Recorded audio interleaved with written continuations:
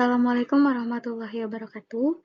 Di sini saya akan mempresentasikan tugas ujian tengah semester mata kuliah media pembelajaran ekonomi dengan dosen pengampu Bapak Uza Sukmana MPD.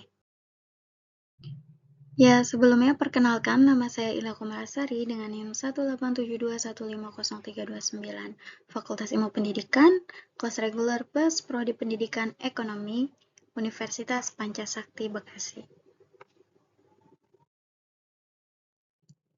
Baik teman-teman, kali ini kita akan membahas mengenai akuntansi keuangan.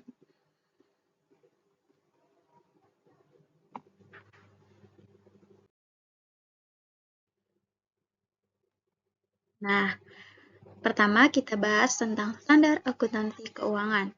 Nah, standar akuntansi keuangan menurut Financial Accounting Standard Board atau kita singkat dengan FASB, yaitu standar akuntansi adalah metode yang seragam untuk menyajikan informasi, sehingga laporan keuangan dari berbagai perusahaan yang berbeda dapat dibandingkan dengan lebih mudah. Kumpulan konsep, standar, prosedur, metode, konvensi, kebiasaan, dan praktik yang dipilih dan dianggap berterima umum.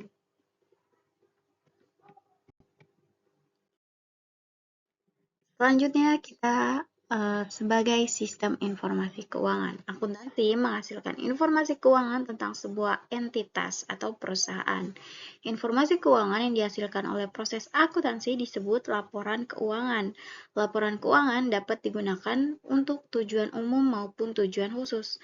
Laporan keuangan yang disusun berdasarkan standar merupakan bentuk laporan keuangan yang tujuan umum atau general purpose financial statement. Penyusunan laporan keuangan untuk tujuan umum dan ditujukan kepada pihak eksternal merupakan bagian dari akuntansi keuangan sebagaimana kelaziman menghasilkan dan melaporkan informasi yang relevan.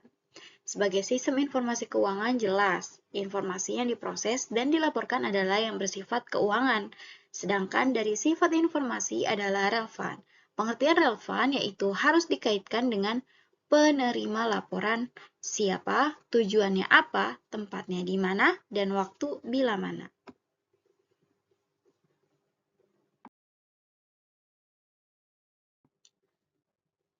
Bidang akuntansi dilihat dari sisi pengguna informasi dibagi menjadi dua. Yang pertama, akuntansi manajemen.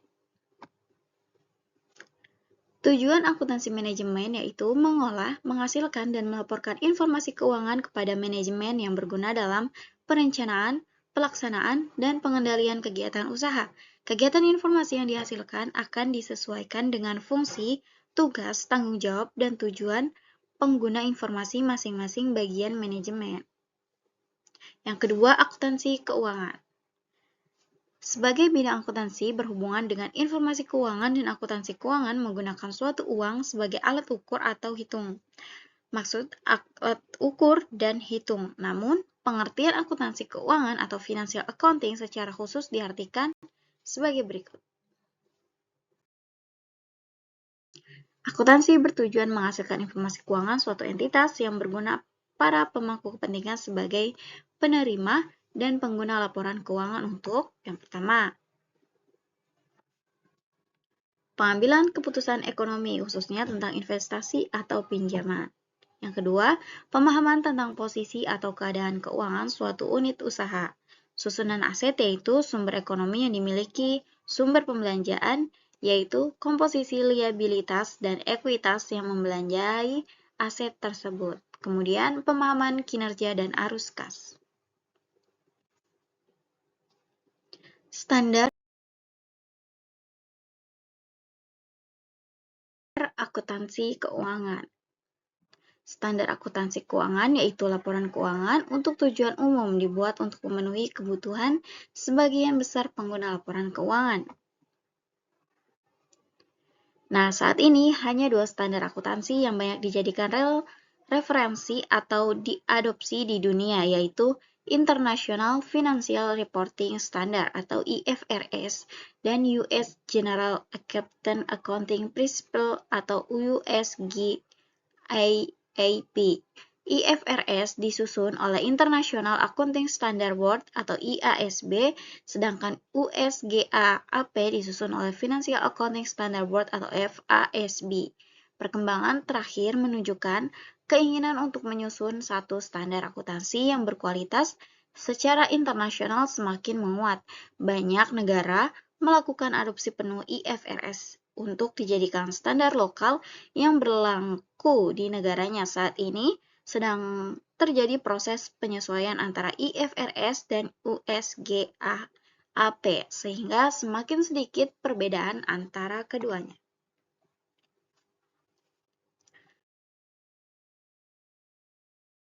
Empat pilar standar akuntansi keuangan.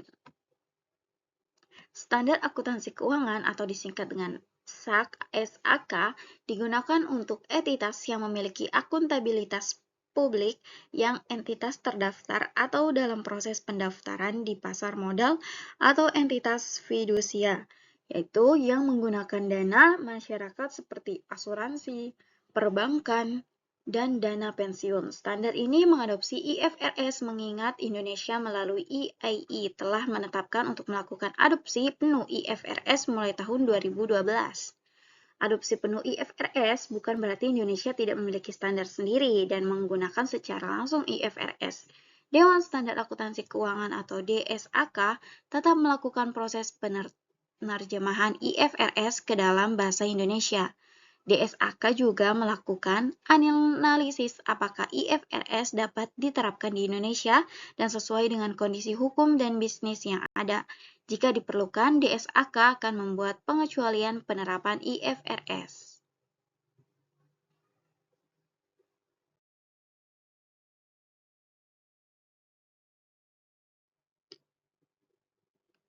Atau sebaliknya, menambahkan aturan dalam standar.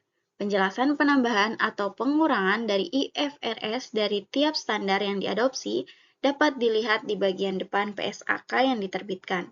Informasi ini penting untuk pemakai sehingga dengan cepat dapat mengetahui perbedaan IFRS dan PSAK.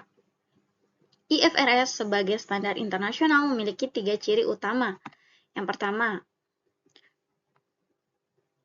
principle based, yaitu standar yang menggunakan principle based hanya mengatur hal-hal yang pokok dalam standar, sedangkan prosedur dan kebijakan detail diserahkan kepada pemakai.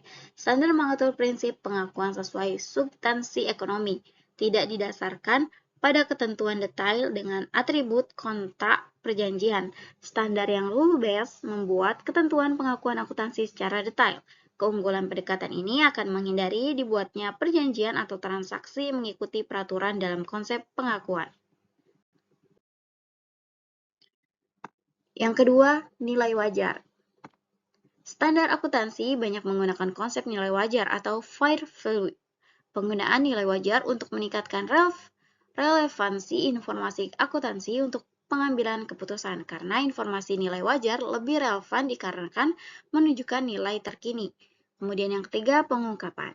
Pengungkapan diperlukan agar penggunaan laporan keuangan dapat mempertimbangkan informasi yang relevan dan perlu diketahui terkait dengan apa yang dicantumkan dalam laporan keuangan dan dijadikan penting yang terkait dengan item tersebut. Pengungkapan dapat berupa kebijakan akuntansi, rincian detail, penjelasan penting, dan komitmen.